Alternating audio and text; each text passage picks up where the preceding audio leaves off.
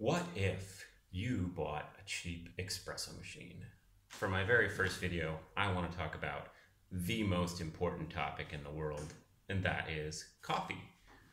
Coffee just happens to be one of those topics that I actually know a little bit about. I was a coffee shop manager for 3 years. I used a standard 12 cup coffee brewer for many years in an office setting, in a home setting, in camping.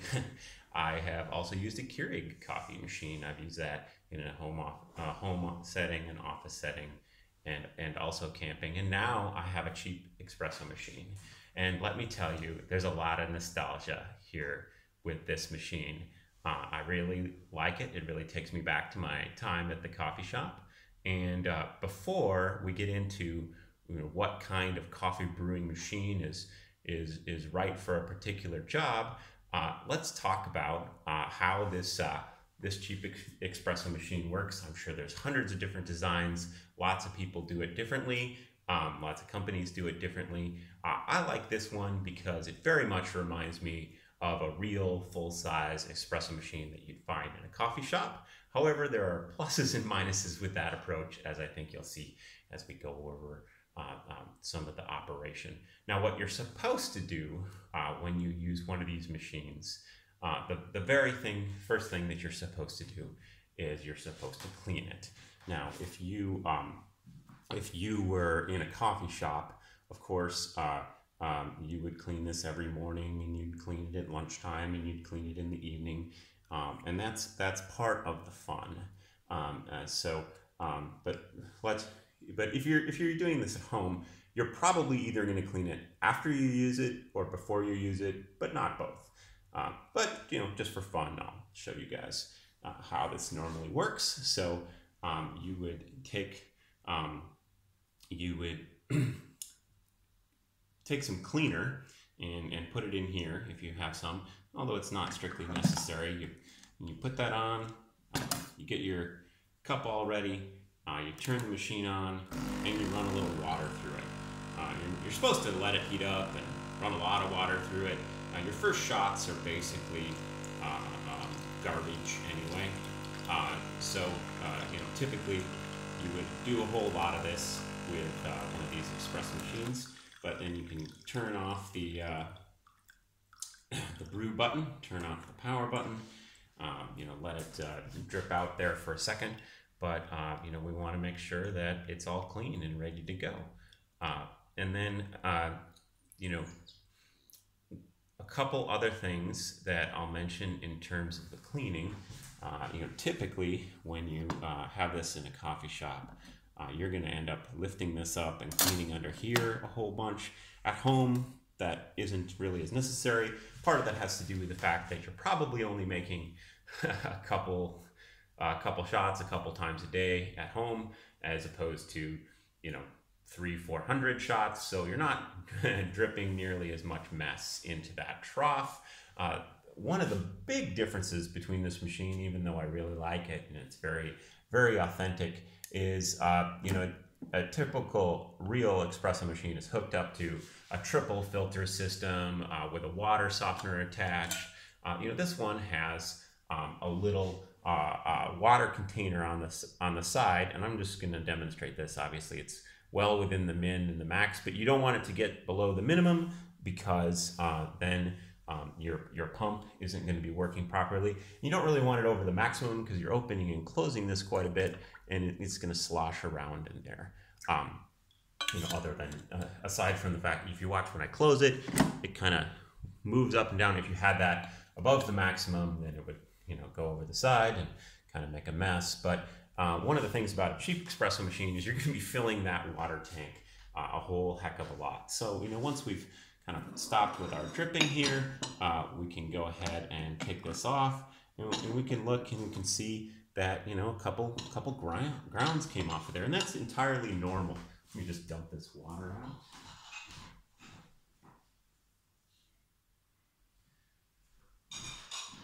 So once we have that all cleaned up, we can wipe up any spills, rinse off the Man, I should look up the word for this. It's been a few years. Rinse off the thingy that you brew the coffee in. I go ahead and make fun of whatever that word is supposed to be in the comments. But then, we're ready to, we've got it all cleaned up and we're ready to brew. So what we're going to do is we're going to take some ground up coffee and we're going to scoop it in. And we're going to put it in and we're going to tamp it down. There's a max line in here. You want to make sure that you don't have any air pockets or anything like that. And you don't want to go over the max line because this really kind of slides in here and locks. You want to make sure you have a good lock because there's going to be pressurized water coming through there. And then we turn it on and it's going to heat up. And this one, it usually takes a while to heat up, which is why they recommend running some shots through it first. Gives the machine a chance to work. So we make sure we got it all clean. We put our cup under there. One of the things about an espresso machine, whether it's a real full-size one in a coffee shop or a cheap one that you get that's somewhat authentic like this one, is that there's not a lot of room under those under the brewing device. Normally you're going to have two little tiny stainless steel shot glasses under there. In this case, obviously I have a very small coffee cup. So I'm getting into my good coffee range. They have helpfully have a little coffee cup down there, and I go ahead and I hit the button. And as you can hear, that's vibrating. Actually, I put a mat under that. So my neighbors maybe hate me a little less. It's okay. They have a dog. But I think that many of you will be surprised how loud that can be, it can really kind of set the house vibrating when you make that first cup of coffee at 6 in the morning. You can see it's brewing, so normally there would be 2 shot cups under there. I'm just brewing this into one. This is obviously for me. It's not for a shop or a store or anything like that. And it's important to watch this. There is an overflow valve here, so if you just leave it on and walk away and it overflows and goes everywhere, it eventually will hit an automatic shutoff switch. Now I'm gonna turn this off, and you notice that this has made a very frothy, espresso-y brew. It's definitely not quite the traditional coffee that you would be used to. And while that drips out, I'm going to talk a little bit about the steaming device on here. And to use the steaming device, it's actually kind of a separate process. You would, and by the way, once you're finished brewing with a small machine like this, you can go ahead and turn it off because, you're not in a store, you're not waiting for the next customer, you're not going to be running 16 more shots through this. But if you flip this over and turn it on, it will start steaming. And I wanted to talk a little bit about this particular steamer in that I wanted to say that it's probably okay for a really small cup like this to do a single steam, but it's not great for traditional coffee steaming. Let me grab a picture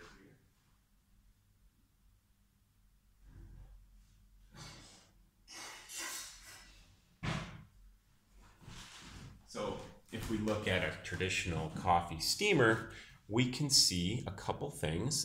First is that this isn't going to get into the bottom of our steamer, and the milk is going to double in volume as you steam. So this could just barely maybe be used, but in practice, not really. I've tried it. Essentially, it takes, it gets a lot of froth, but it takes so long to heat up that this is going to overflow before your steaming is done. And also, this little tiny steamer really wasn't intended to steam a pitcher of milk. So what happens is that once you get this thing going to the point where you've got this heated up, is that it doesn't want to stop. It was never designed to steam this much milk, and once you heat it to that effect, it just keeps steaming and steaming and steaming and steaming. You're going to have to plunge this in some water or something and just let it wear itself out. So if you want to steam a tiny little bit of milk for something that you've brewed, okay, that might work. But if you're planning on steaming milk legitimately, this is too short, and this machine was never designed with replacing a coffee shop espresso machine. So if you're planning on steaming milk for a bunch of friends, that's probably not going to work out. So, and then once we've got our espresso coffee brewed up, I grab a little cube of sugar and a spoon, and I'm going to go ahead and stir that in.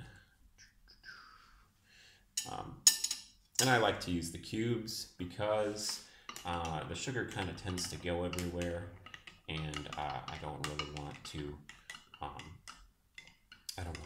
hunt for grains of sugar all over the place. And it's also it's more of an exact measurement where you kind of get the same amount of sugar each time. So this is a very French way to make the coffee, and it's got a nice froth to it, and it really brewed up really nice. So let's pause and take a moment to talk about some overall thoughts on coffee. And so what did we learn? So if you're making coffee for 12 people at once, say you're brewing coffee for an office meeting, a big family get together, Thanksgiving, your best bet is going to be one of those standard 12 cup coffee brewers. And yes, everyone would prefer a different roast of coffee. Everyone likes their coffee differently. But if you're gonna host a large gathering, you really want to have the ability to make 12 cups at once. Because if you've got 20 people, you're already doing 2 pots, and that's a lot. If you are using a Keurig machine or an espresso machine to try to serve 20 people or 12 people, or even 6 or 4, it's going to take a long time, and it's going to be a lot of work. And if you've worked in a coffee shop, getting through 6 customers, at least 2 minutes a customer. So it's going to take 12 minutes. If your meeting's supposed to be half an hour long, problems. If people are waiting 12 minutes for dinner to start, they're not going to be happy with you. The people who's got their coffee 12th or 6th or 4th, they waited a long time, and the other people's coffee is either cold or they're already drinking it. It's just not a good situation. Where the Keurig really excels is in a setting with a lot of people who have coffee at different times of day. We had a standard coffee machine in our office, and there was a pool for a Keurig machine. This was many years ago. If I get in at 6 a.m. and other people get in at 8 a.m., I want my coffee when I get there. If I have a 10 o'clock meeting, I want to take coffee to the meeting.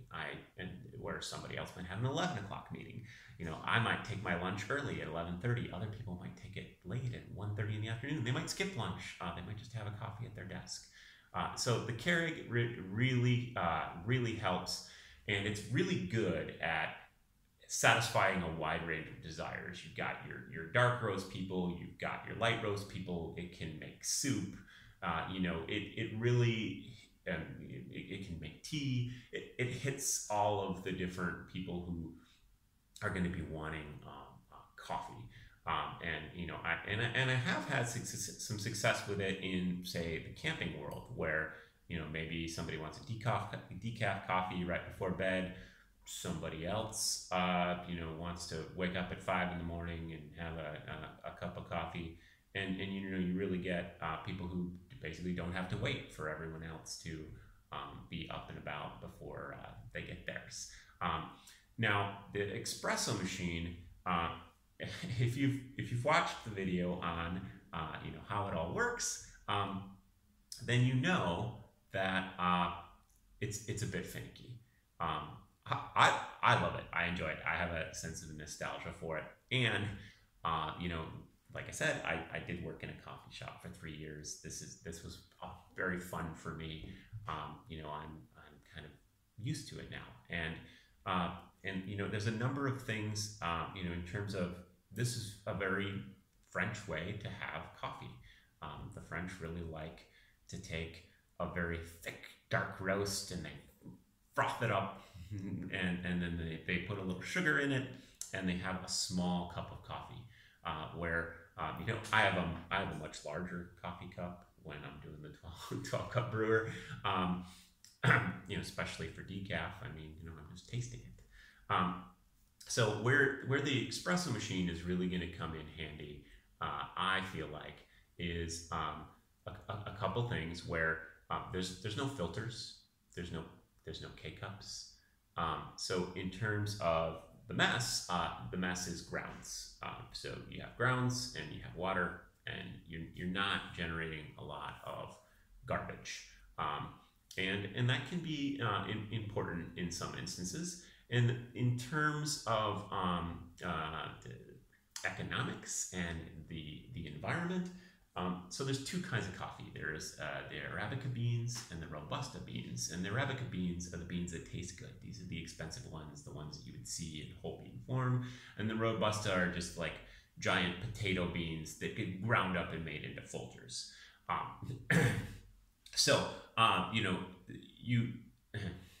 Folger probably actually uses their Arabica beans now.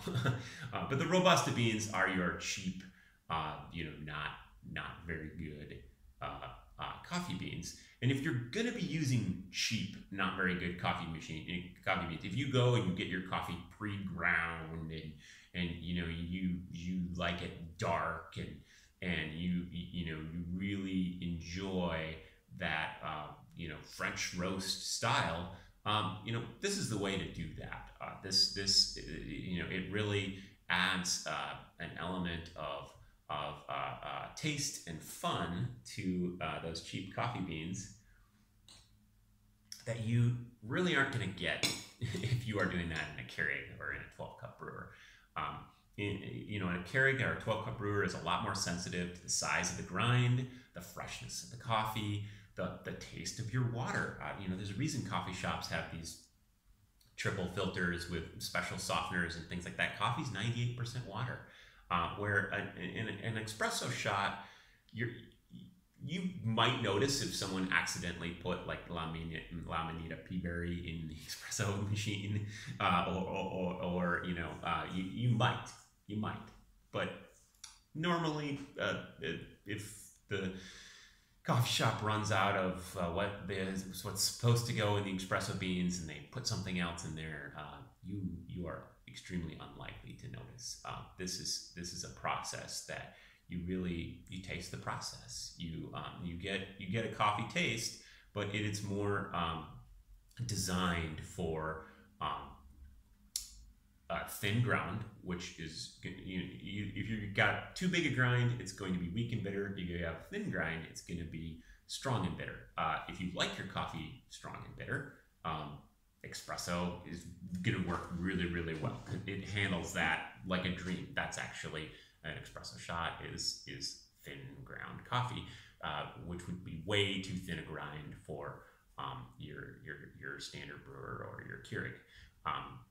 So you're gonna get your thin grind and it's gonna handle dark roast a lot better too. I think I think that nice frothy head that you get on the top of it really injects a lot of air in there, lets it breathe, really brings out those dark roast flavors in a way that's palatable. And so should you buy a cheap espresso machine? If you really, really like getting into your coffee, yeah. Or if you really hate getting rid of coffee filters or throwing out all those K-cups, or you wanna take the cheapest coffee imaginable, pre-ground, and just run it through there, or if you just genuinely like the taste of espresso, yeah, you should do that. But there's a lot of, in terms of if you're planning on buying one of these for the office, um, the other people aren't gonna enjoy cleaning it. Cleaning it is a chore. It's a big long process. It's something that you clean and you clean and you clean and you clean. Um, it, but it, and yeah, there's people are gonna mess with it and do it wrong. And even in a professional coffee shop, one barista to the next will get irritated at how the last barista was handling the machine. So this is something for something that you want to do for yourself. Probably not what I'd recommend for food truck coffee, or a big get together, or for your next Thanksgiving. More of date night coffee, or something that you do for yourself. So if you have any coffee questions, I would love to answer them. Obviously, I've forgotten more than I've learned. I've been out of the game a long time, more than a decade. But coffee is super fun to talk about, super fun to explore, and I hope you enjoyed this review of cheap espresso machines, and hopefully that helped you make up your mind to decide if you want to get one. So thanks. Have a great day.